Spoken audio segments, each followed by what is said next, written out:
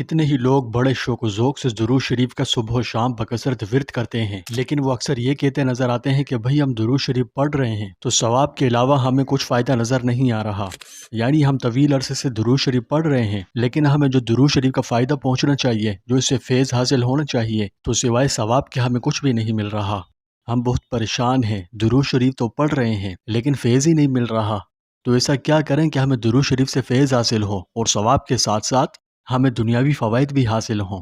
بہت معذرت کے ساتھ، لیکن حقیقت یہ ہے کہ بہت سے لوگ درود شریف تو پڑھتے ہیں، جو کہ بہت اچھی بات ہے، اور الحمدللہ اس کی اہمیت کو بھی بخوبی سمجھتے ہیں، جو کہ اور بھی اچھی بات ہے۔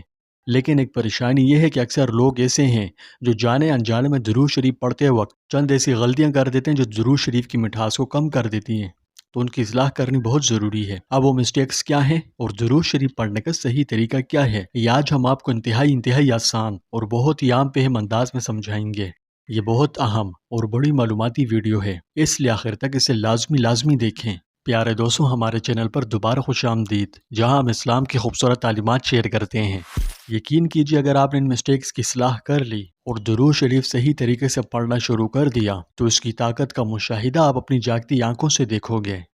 پیارے دوستوں، درود پڑھنے کا سب سے افضل طریقہ درود ابراہیمی ہے۔ درود ابراہیمی دیگر تمام درودوں کے مقابلے میں بہترین اور افضل ترین کلمات پر مشتمل ہے، اور اس کے صیغے تمام درودوں سے افضل اور بڑی فضیلت رکھتے ہیں، کیونکہ رسول کریم صلی اللہ علیہ وسلم نے نمازوں کے لیے اس درود کا انتخاب فرمایا ہے، لہٰذا نمازوں میں اور غیر نمازوں میں اس درود کی کثرت کرنی چاہیے، کیونکہ یہ درود تمام درودوں سے افضل ہے۔ صحابہ کرام نے جب رسول اللہ صلی اللہ علیہ وسلم سے دریافت کیا کہ ہم آپ پر کس طرح درود پڑھیں، کیونکہ اللہ تعالیٰ نے ہمیں یہ تو بتا دیا کہ آپ صلی اللہ علیہ وسلم پر سلام کیسے پڑھیں، لہٰذا آپ ہمیں اس بارے میں بھی بتائیں کہ اب ہم درود کیسے پڑھیں، تو جواب میں آپ صلی اللہ علیہ وسلم نے درود ابراہیمی کی تلقین فرمائی، لیکن اسے مکمل فوائد کے ساتھ پڑھنے کے لیے آپ یہ سنتیں اپنائیں کہ سب سے پہلی چیز تو آپ طہارت کا اہتمام کیجیے۔ کیا آپ کو پتہ ہے کہ پاکیزگی کے بغیر یعنی بے وضو یا ناپاکی کی حالت میں درود پڑھنے سے کیا ہوتا ہے، اور آیا کیا ایسا کرنا بہتر بھی ہے یا نہیں، کیا اس کا فائدہ ہے یا نقصان ہوتا ہے؟ اگر آپ اس بارے میں ایک ڈیٹیل ویڈیو میں سب کچھ سمجھنا چاہتے ہیں، اس زبردست ٹاپک پر بہت ہی آسان اور انتہائی سادہ فہم انداز میں نہایت ہی مفصل گفتگو کی ہے، اور اس میں بتایا ہے کہ درود شریف وضو کی حالت میں اور بغیر وضو میں یا ناپاکی کی حالت میں پڑھنے سے کیا ہوتا ہے، کیا بغیر وضو کے درود شریف پڑھا جا سکتا ہے؟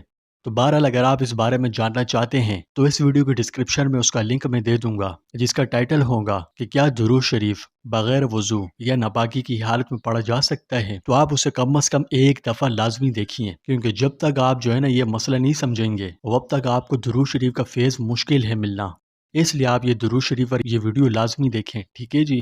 دوسری چیز، دھیان سے پڑھیں۔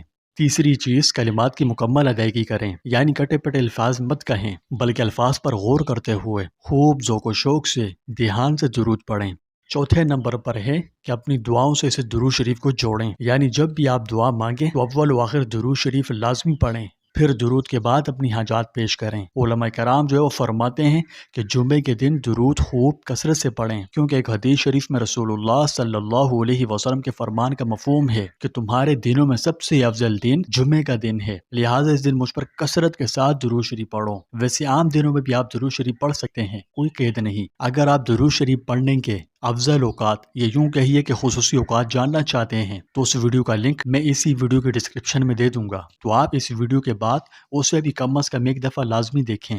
پھر اگلی چیز، درود شریف کا فیض پانے کے لیے یہ کریں کہ ہر روز 313 مرتبہ کی گنتی درود شریف کی پوری کریں۔ اب چاہے درود ابراہیمی پڑھیں یا کوئی بھی مختصر سا درود، لیکن 313 کی گنتی ہر حال میں پوری کریں، ٹھیک ہے جی؟ تو پڑھنے سے اللہ کی رحمتیں اور نبی کریم صلی اللہ علیہ وسلم کی محبتیں حاصل ہوتی ہے۔ تو اگر آپ یہ بھی جاننا چاہتے ہیں کہ جب 313 کی تعداد بندہ کراس کر جائے، یعنی 313 سے بھی اوپر چلا جائے، کثرت کرے، تو کیا ہوتا ہے، اگر آپ اس بارے میں تفصیلاً جاننا چاہیں تو میں اس ویڈیو کے ڈسکرپشن میں اس ویڈیو کا بھی لنک دے دوں گا، ٹھیک ہے؟ اور اگر آپ کو یہ بھی مسئلہ ہے کہ آپ ایک لمبے عرصے سے دعائیں مانگ رہے ہیں لیکن قبولیت ہے کہ آثار ہی نہیں دکھا رہی، تو دعا قبول نہ ہونے کی وجہ کیا ہے، اور ایسا کیا کریں کہ دعاؤں میں اثر پیدا ہو، شرف قبولیت پائے؟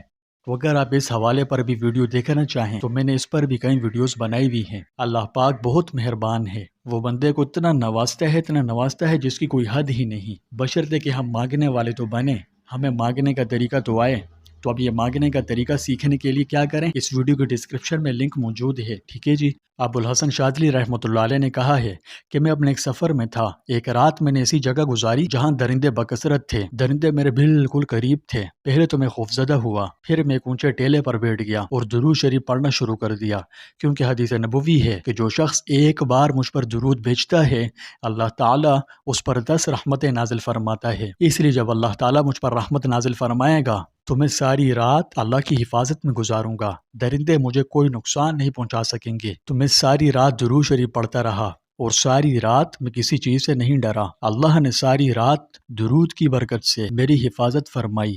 آج اس عہد کریں کہ روزانہ کم از کم 313 بار درود شریف ہر حال میں پڑھیں گے۔ اگر آپ نے اس طریقے سے اس کا اہتمام شروع کر دیا، انشاءاللہ صرف چند ہفتوں میں آپ کو اپنی زندگی میں بہت ہی حیرت انگیز اور بڑی باکمال مثبت تبدیلیاں محسوس ہونا شروع ہو جائیں گی۔ تو کیا آپ اپنی زندگی بدلنے کے لیے تیار ہیں؟ کامنٹس میں بتائیں کہ آپ ایک دن میں کتنی بار درود شریف پڑھتے ہیں۔ اگر آپ کے پاس درود شریف سے متعلق کوئی واقعہ، کوئی کارگزاری ہے تو کامنٹس میں ضرور شیئر کیجیے۔ اللہ پاک ہم سب کو آداب و شرائط کے ساتھ درود شریف پڑھنے والوں میں شامل فرمائے۔